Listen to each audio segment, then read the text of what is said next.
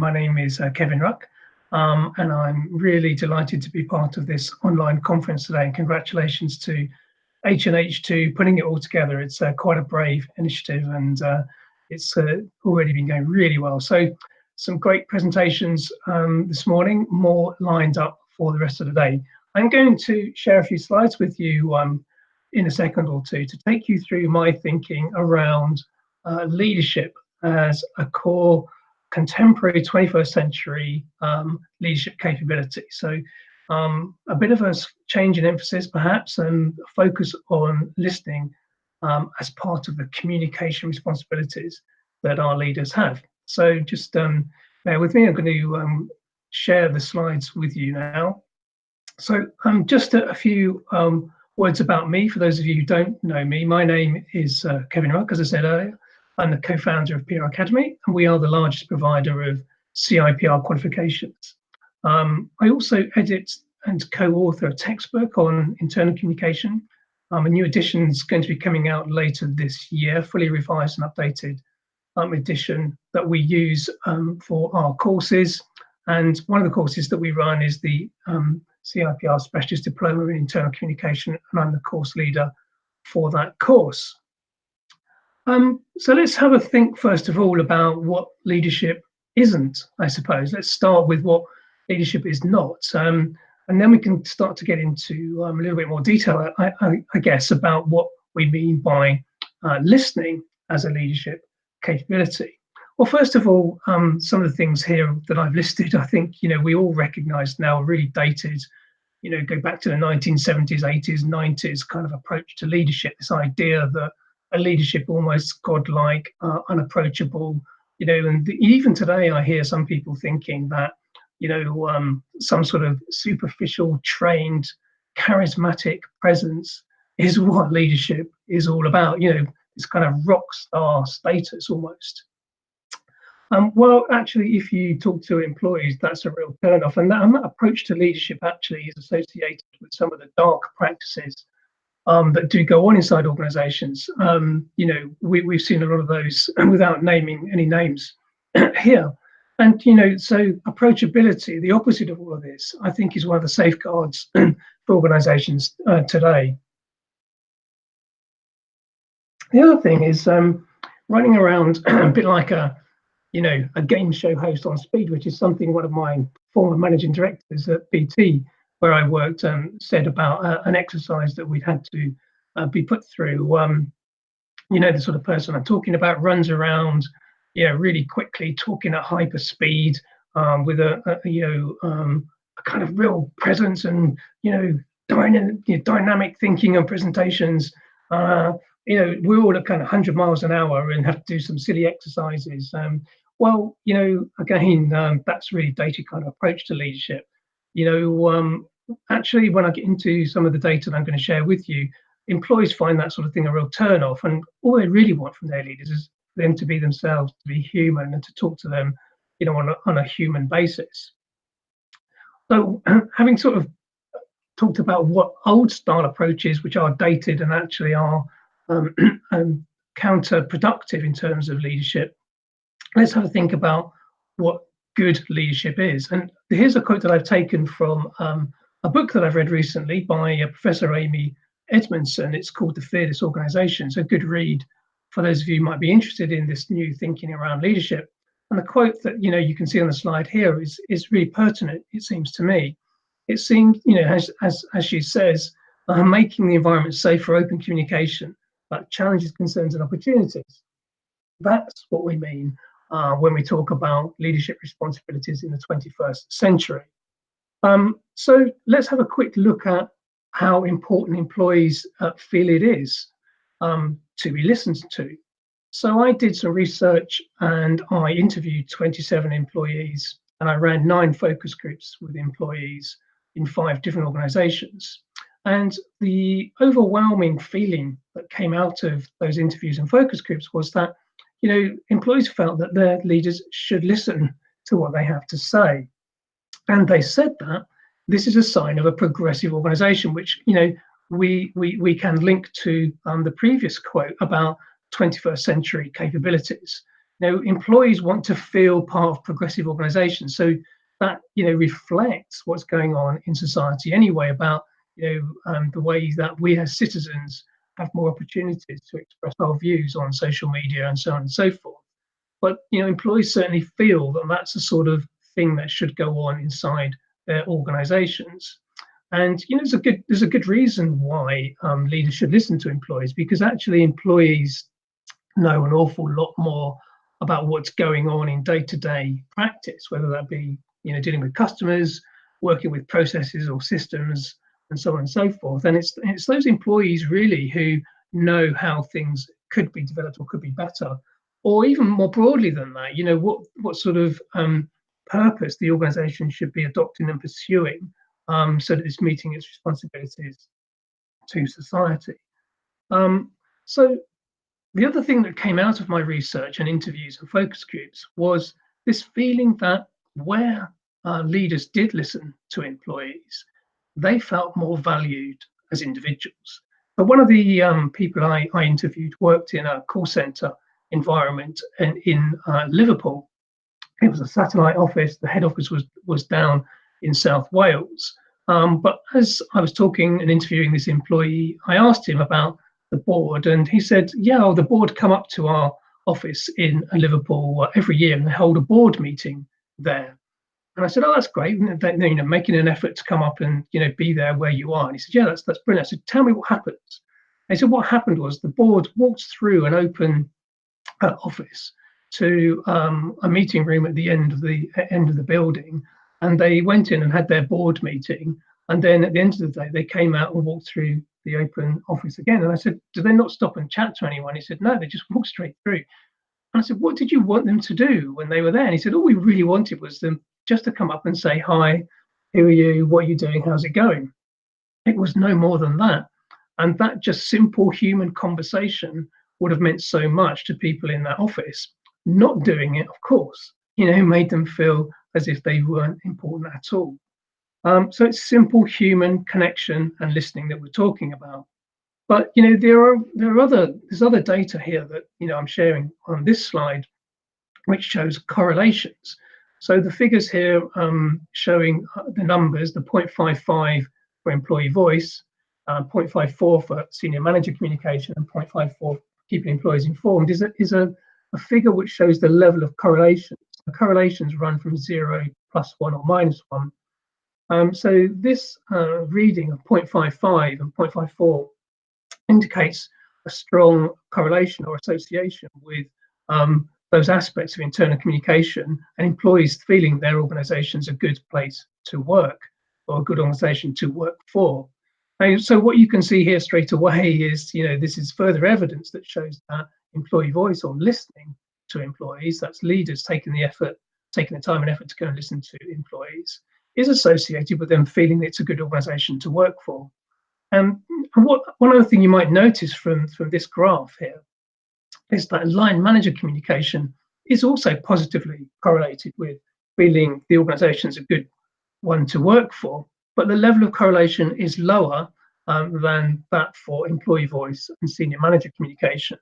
So this really gives some evidence to say that when it comes to listening to employees, senior managers should really be getting out there and doing that. So what's going on inside organisations?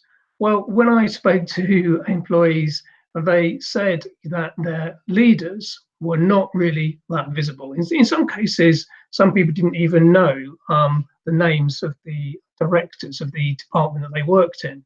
They very rarely, if ever, saw any of their leadership team. And then even when they did, they said sometimes they were just not very approachable. There's an aura about that person that made it clear that they didn't want to talk to people. And then even when they did make an effort sometimes to go and talk to employees and listen to the sorts of things that employees wanted to tell them, there was sometimes this feeling that they weren't really doing that very seriously. Indeed, one employee said to me that she could tell that it wasn't being treated very seriously because the senior manager was smiling but not with his eyes, was her quote.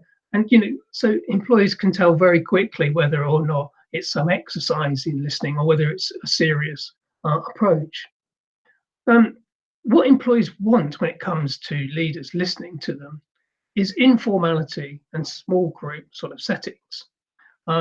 This I'm going to go into in a little bit more detail in a second or two.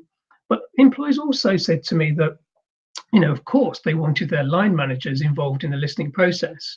But what they wanted first and foremost from their line managers in communication was stuff that's going on in their team that week or that month.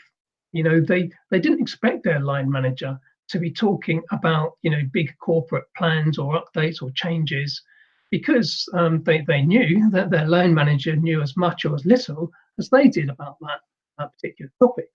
They wanted their senior managers to talk to them about those more corporate, if you like, subjects. But of course, so when it comes to listening at a local line manager level, it's much more about listening to specifics around, teamwork or jobs. And listening at a senior manager level is sort of more broader and more sort of fundamental and about the organisation itself.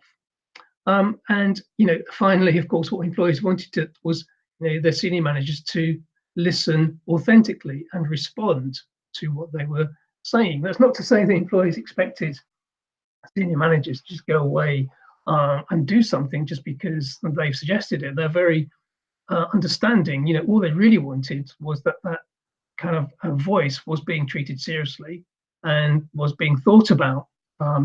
So that they're not expecting great things from voice, apart from their senior managers simply listening seriously. Some more research that I wanted to just share with you quickly on this session. And this is taken from some research that I did with some colleagues at IABC, Howard Craze and Mike Pounsford, earlier this year. And we asked communication managers what communication skills are valued in their organisation. And of course, not surprisingly, writing topped that list. But wanted to point out on this slide is that listening to external stakeholders was rated more highly or as more valued as a skill than listening to employees. And that just suggests to us that, there's a lot more work to be done to enable organizations to understand and to put listening to employees into place in ways that are valuable for both employees and for the organization itself. So when it comes down to the responsibilities that leaders do have for listening, what I found and concluded from the research that I did was that there are three things that need to be put in place, and that's active listening. So it's really important that leaders do adopt an open mind to what is said by employees. This can be difficult, of course, because they can be very mindful of the barriers, the challenges to kind of some of the things that employees might be saying. But it's important that senior leaders, senior managers, and leaders don't miss some really nuggets that might be coming through in what employees are saying. And the other thing, second thing, obviously, is being prepared to seriously consider what is being said, which goes, of course, with having an open mind. And the third thing here, really, and this is the key thing, was this point about it feeling safe for employees to speak out. And this is a big theme in the book I mentioned earlier, The Fearless Organisation. So employees were saying to me that they were very conscious about whether or not they should or shouldn't say something, because of some fear that something might happen further down the road that was unspoken. There was some kind of unknown possible negative consequences from saying something that leaders might deem to be kind of not what they wanted to hear. So how do we go about creating that environment where it is safe to speak out? Because it's really important that we do that. Well, actually, it's very straightforward. It's just creating a relaxed space, an environment where employees learn over time to trust the process. This is taking away from it being, a formalized, presentation approach with Q&As afterwards, and turning it into an actual listening session. So no PowerPoints, conversations where people can trust the process, and it won't happen straight away. It takes a few events or activities or experiences over time before employees will start to trust the process and open up. So this is the key point about creating a good environment for leaders listening to employees. It's about informality. It doesn't really matter too much about the method, whether that be online chats, whether it be face-to-face listening activities, whether it be through other sort of processes. It's about the informality of that communication. It's informality that creates the trust and safety to speak out over time. And that's the key point, being informal. So that's really about leaders being themselves, being human, talking, from the heart, talking with authenticity, being open, sharing information in ways that they feel able to. But primarily face-to-face comes out as the preferred method for leaders going and talking to employees to listen to what they have to say. Groupings of around 15 to 20 people, as opposed to larger, what we might call town hall events, which, can include 60, 70, 80 people, sometimes more people. It's not that employees don't like going to those town hall events. They do, because they're learning, things about the organisation that they find valuable, but they're not the best environments for leaders to be able to listen to what employees have to say, because employees feel intimidated in saying something in such a large gathering of people. So it's really informal, small, face-to-face kind of activities that employees said they preferred. So just to summarize, this is something that came out of the research that we did with IABC earlier this year. And these kind of pointers to how we adopt listening into our communication practices, with an emphasis on leadership listening. These are the 4 things that came out of the open comments about good practice. So it's about having listening as a professional activity that's built into communication plans and is an ongoing activity. Pre-event information given to employees, sometimes adult to adult conversations, clustering of the issues that come out of those listening activities, and of course senior manager buy-in to the whole process and the whole way of listening. Multiple channels, don't just stick to one way of doing it. Listening can be done over a number of channels. As I said earlier, informality, a key point, and of course responding. So action, but also going back to employees to say at times why some things can't be done at this particular moment, or why some things that employees are talking about can't be put into the plans. And employees understand that and they respect that, as long as the feedback is appropriate. Okay, so thank you so much for listening today and tuning in to this presentation. For those of you who want to read up more about listening or employee voice, we've got lots of blogs and articles and guides that you can access at prplace.com. Thank you again. I hope that's inspired some thinking or maybe prompted some questions. If you do have any comments, questions, or experiences to share about the way leaders listen in your organisation, that'd be good to see in the chat room later on. Thanks again for joining, and do enjoy the rest of today's online conference. Thank you.